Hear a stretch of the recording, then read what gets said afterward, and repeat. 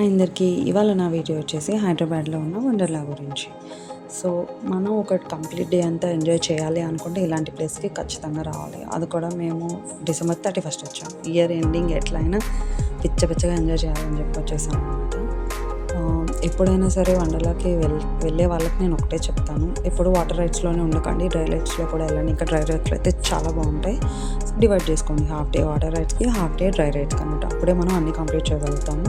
వెళ్ళగానే ticket తీసేసుకున్నాము. But ఇలా డైరెక్ట్గా కాకుండా ఆన్లైన్లో ఆఫర్స్ ఇస్తారు, అప్పుడు మనం బుక్ చేసుకుంటే ఇంకా మంచిదని చెప్తాను. మేము సడన్గా డెసిషన్ తీసుకున్నాం కాబట్టి ఆబ్వియస్గా వెళ్ళగానే డైరెక్ట్గా టికెట్ తీసుకోవాల్సి వచ్చింది, తీసుకున్నాము.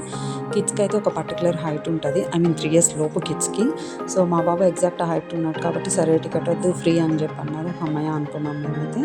అండ్ 3 years అబోవ్ కిడ్స్కి ఆబ్వియస్గా టికెట్ ఖచ్చితంగా పే చేయాలి. వాళ్ళు ఆడినా ఆడకపోయినా సరే లోపలికి వచ్చినందుకు టికెట్ అయితే పే చేయాలన్నమాట.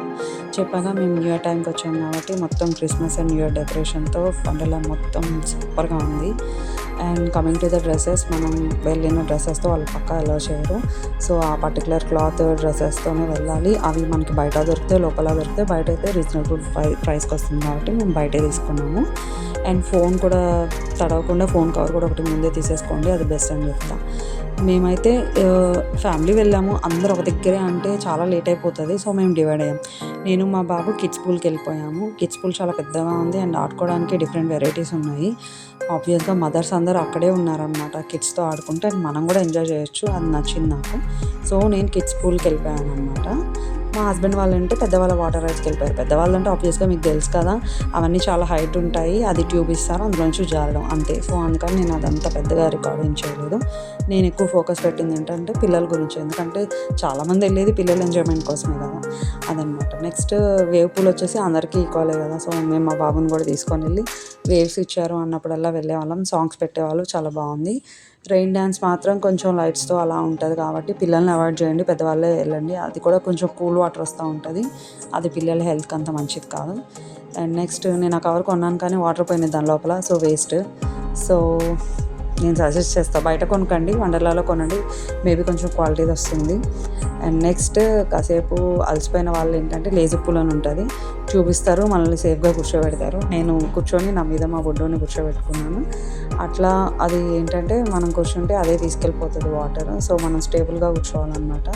బాగా టైర్డ్ అయినప్పుడు అందులో కూర్చుంటే మనం ఆ కొంచెం సేపట్లో కూడా కాసేపు రిలాక్స్ అయినట్టు ఉంటుంది. చూస్తున్నారు కదా, అదే లేజీ పూల్ అన్నమాట. ఇది కొంచెం వాటర్ ఎక్కువలోతే ఉంటుంది కాబట్టి 5 years లోపు కిడ్స్ని అయితే ఒంటరిగా వదలొద్దు, మిగతా కిడ్స్ అయితే సర్వే అవుతారు. ఇక్కడికి వచ్చిన వాళ్ళందరూ బాగా తినేసరండి, ఎందుకంటే ఇంత ఎంజాయ్ చేయాలంటే మనకి ఎనర్జీ కూడా ఉండాలి కదా. సో పిల్లలకి ఫుడ్ పెట్టుకోవడానికి మంచి ప్లేస్ ఏదైనా ఉందంటే నేను ఆ ఫిషెస్ దాన్ని చెప్తాను. మా బాబుకి అలా ఫిషెస్ చూపిస్తా, లంచ్ టైం అయ్యేసరికి మంచిగా ఫుడ్ అయితే పెట్టేసుకున్నాం. అలా ఒక హాఫ్ డే అంతా వాటర్ రైడ్స్ అయితే కంప్లీట్ అయిపోయింది. నెక్స్ట్ డ్రై రైడ్స్ స్టార్ట్ అయింది. డ్రై రైడ్స్ స్టార్ట్ అవడమే రోలర్ కోస్టర్తో స్టార్ట్ అయింది. సో ఈ వీడియోలో నేను మొత్తం అన్ని పెట్టలేను కాబట్టి పార్ట్ 2లో చెప్తాను డ్రై రైడ్స్ గురించి. రోలర్ కోస్టర్ అయితే ఇందులోనే చూసేసాయండి. ఇదైతే డేంజరస్ రైడ్ నా దృష్టిలో. బట్ మా హస్బెండ్ వాళ్ళ మేనల్లుడు అయితే 2 times వెళ్ళారు, వాళ్ళ డేర్కి మెచ్చుకోవచ్చు. That's it. ఇదే పార్ట్ 1. Wait for